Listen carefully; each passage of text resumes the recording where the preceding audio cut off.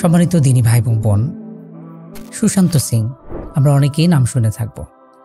বিখ্যাত বলিউড অভিনেতা, যার টাকা পয়সা, যশ খ্যাতি কোনো কিছুর অভাব ছিল না, কিন্তু তিনি আত্মহত্যা করেছিলেন।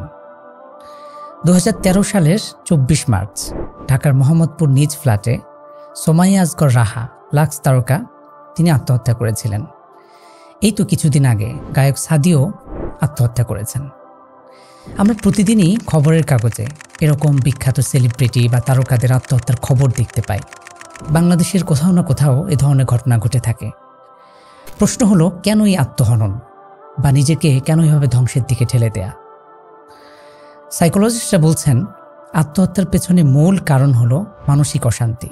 অর্থাৎ আমরা মানসিক দিক থেকে যখন স্বস্তিতে থাকি না, মানসিক অশান্তিতে ভুগি, আমরা ডিপ্রেশন আর রকম ফ্রাস্ট্রেশন, অ্যাংজাইটির মতন বিভিন্ন মানসিক হতাশার কারণগুলো যখন আমাদের মধ্যে দেখা দেয়, তখন অবশেষে আমরা আত্মহত্যার পথ বেছে নিই।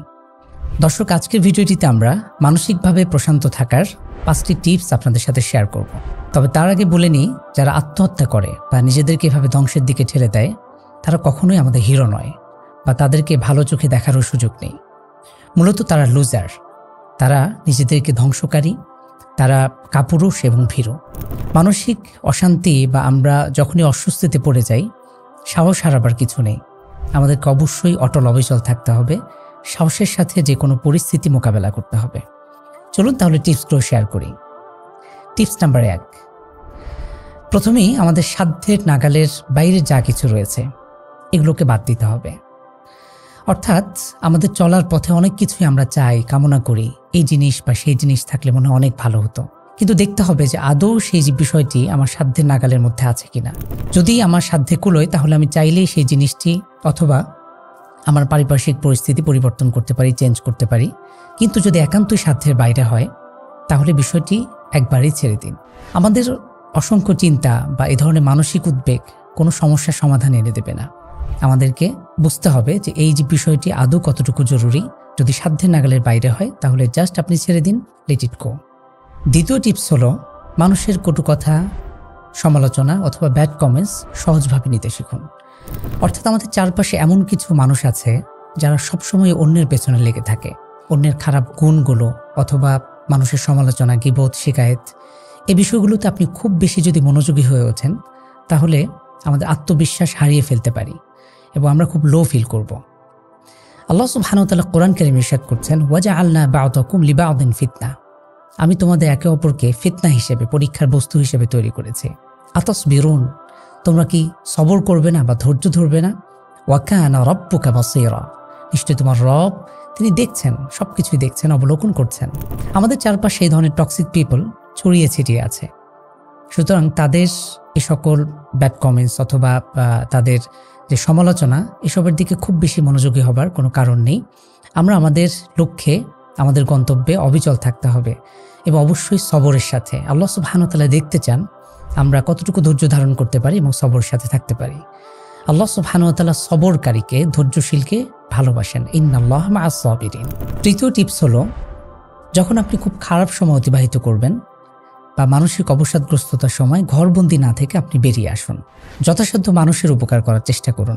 এভাবে যখন আমরা অন্যের উপকার করি, সে কৃতজ্ঞ হয়, আপনাকে ধন্যবাদ জানাবে এবং এর মাধ্যমে আমাদের সুখ অনুভূতি, অর্থাৎ সুখের যে হরমোন রয়েছে ডোপামিন, এটি রিলিজ হয় এবং এর মাধ্যমে আমাদের অবসাদ অনেকটাই কেটে যায়।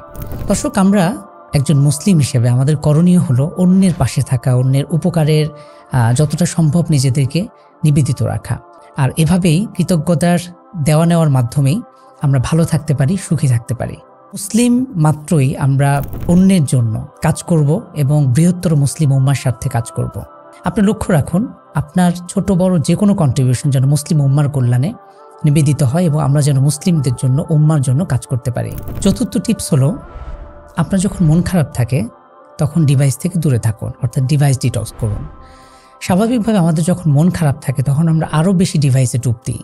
মোবাইল ফোন, ইন্টারনেট, ল্যাপটপ বা সোশ্যাল মিডিয়া, ক্রমান্বয়ে আমরা এভাবে স্ক্রল করতেই থাকি। এর মাধ্যমে মানসিকভাবে উন্নতির বদলে আরও অবনতি হতে থাকে, আমরা আরও বেশি হতাশায় ডুবে যাই। এজন্য সব রকম ডিভাইস থেকে দূরে থাকুন। আপনি ঘর থেকে বেরিয়ে আসুন, অন্যের সাথে মিশুন। মুসলিম কমিউনিটির যারা ভাই আছেন, প্র্যাকটিসিং আছেন, তাদের সাথে মেলামেশা করুন, নিজের অনুভূতিগুলো শেয়ার করুন। অন্যের সাথে হাসি মুখে কথা বলুন, সালাম বিনিময় করুন, অন্যের দুঃখে পাশে থাকার চেষ্টা করুন। কোনো ইয়েতিম দেখলে, অসহায় দুস্থ মানুষ দেখলে তাদের পাশে থাকুন, এতিমের মাথায় হাত বুলিয়ে দিন। এভাবে নিজের জীবনকে অর্থবহ করে তুলুন। সর্বশেষ যে টিপস আপনাদের সাথে শেয়ার করতে চাই সেটি হলো কোরআনিক ট্রিটমেন্ট। প্রিয় দর্শক, আমরা যখন খারাপ সময় অতিবাহিত করি, আমাদের মন খারাপের মূল কেন্দ্রবিন্দু হলো আমাদের হৃদয়। আমরা আমাদের শরীরকে সুস্থ রাখবার জন্য অনেক রকম উপায় অবলম্বন করি। আমরা খাদ্যের অভাবে যেভাবে শরীর দুর্বল হয়ে পড়ে, ঠিক একইভাবে আমাদের আত্মা বা হৃদয়ের যদি পরিচর্যা না করি বা হৃদয়ের যত্ন না নিই, তাহলে হৃদয় অসুস্থ হয়ে পড়ে।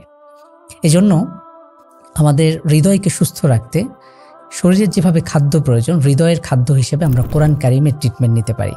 বেশি বেশি কোরআন কারিম তেলাওয়াত করতে পারি, কোরআনকে বুঝে বুঝে পড়ার চেষ্টা করতে পারি, তাদাব্বুরের সাথে আমরা পাঠ করতে পারি। কোরআন কারিম আমাদের হৃদয়ের খাদ্য এবং কোরআন কারিম হলো জিকিরের মধ্যে সর্বোত্তম জিকির। আমরা বিভিন্নভাবে আল্লাহ সুবহানাহু ওয়া তাআলা স্মরণ করি এবং কোরআন কারিমের মাধ্যমে আল্লাহ সুবহানাহু ওয়া তাআলা আরও বেশি নৈকট্যতা অর্জন করতে পারি। স্বাভাবিকভাবে কোরআন কারিম পাঠের তো বিভিন্ন ফজিলত রয়েছে, প্রতিটি হরফে 10 নেকি।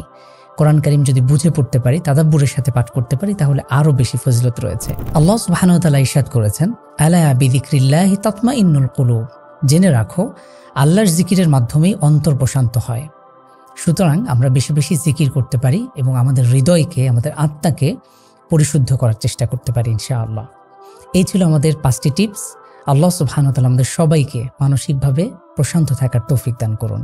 আসসালামু আলাইকুম ওয়া রাহমাতুল্লাহি ওয়া বারাকাতুহু।